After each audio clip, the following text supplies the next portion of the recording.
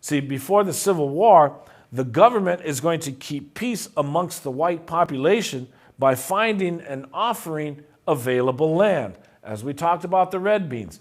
As long as the red beans are being removed, then the white population and the labor forces, they can find their way to land. So land is the key.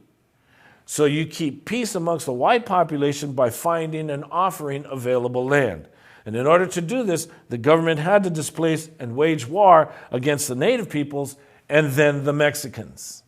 So in the process, they had to negotiate compromises to northern factions and to southern factions who envisioned different versions of the American dream. And the American dream was based on Jefferson's yeoman ideal, or the free family farm, or the free farm. The other version of the dream was based on the plantation economy, on plantation slavery. So it started out with the Three-Fifths Compromise. It continued with what is known as the Missouri Compromise, and with the occupation of Mexico, the California Compromise. So it was an ingenious balancing of interests. So with regards to the expansion of slavery, the United States had to compromise as new lands were incorporated into its domain.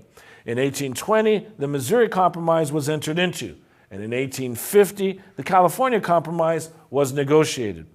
So by 1820, when you take a look at this particular map, you can understand that the westward expansion of the U.S. to the Mississippi continued without heated controversies over slavery. Just take a look at this map very carefully, students, and you can understand that sectional rivalries were not serious sources of conflict, since the annexing of a free state usually was followed by a slave state.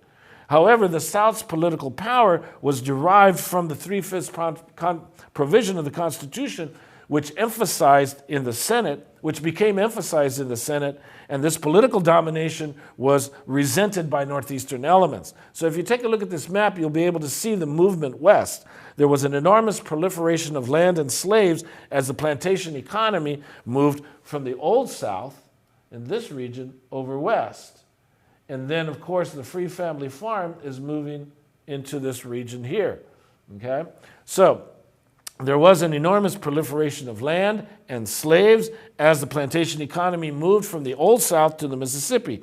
And the plantation economy experienced a cotton boom. And when you take a look at the cotton boom, this Mississippi region here was lucrative. Its rapid expansion alarmed the North.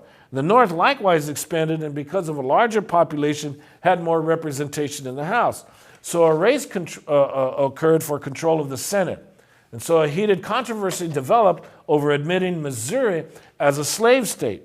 Northeasterners are going to use Missouri as a means of blocking the South's political influence. So if you take a look at this map again, when you take a look at this map, let's see if I can clear it. Oh, well, I can't, I don't know how to clear it. Okay, I'm coming into problems here. But with regards to clearing it, I know I'm supposed to do something. Maybe, crew, you can tell me what I'm supposed to do. Okay, all the arrows. Anyway, when we take a look at this particular state right here, the South, Missouri. Missouri is going to be coming in. The Northeasterners are going to use Missouri as a means of blocking the South's political influence in the Senate. And so the South reacted as this is an attack on their slave labor system. If you admitted Missouri as a free state, then the balance between slave and free states would be upset. So a compromise was reached due to a concurrent movement to make the eastern part of Massachusetts a separate state, the state of Maine. So Maine is going to be admitted as a free state and Missouri as a slave state. The compromise was that slavery would be excluded from territories north of what is known as 3630, which is the southern border of Missouri. The attitudes emanating from the War of 1812 helped in creating the compromise, nationalism, and the concept of a national economic system. Everyone's interest would be satisfied by creating a common nationalism based on economic development. So let's go to a film clip from the History Channel that helps us appreciate the Missouri Compromise. To understand what the Missouri Compromise is and why it's so significant in American history, we have to take it back about 200 years. Now, let me set the stage for you. The year is 1820. The U.S. is a young nation with 22 states, 11 free states in the north and 11 slave states in the south.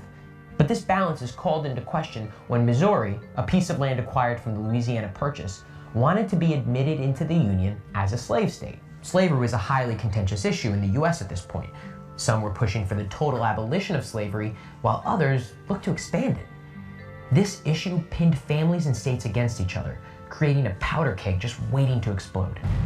With tensions already high, the idea of Missouri entering as a slave state prompted heated debate in Congress, and throughout the nation too. Not just about Missouri, of course, but also how slavery factored into all future states and the future of the nation. Many argued over whether Congress even had the right to spread or limit slavery in the United States at all. While Northerners argued Congress should be allowed to prohibit slavery, Southerners insisted on popular sovereignty, the idea that it should be up to the states to determine this for themselves. These sentiments sound familiar? The biggest sticking point of the debate was political power.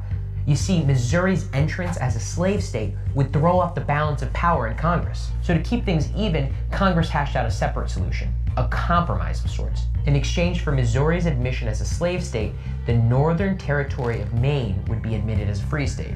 This ensured equal representation between the North and the South. A second part of the compromise banned slavery throughout the remaining Louisiana Purchase territory north of latitude line 3630.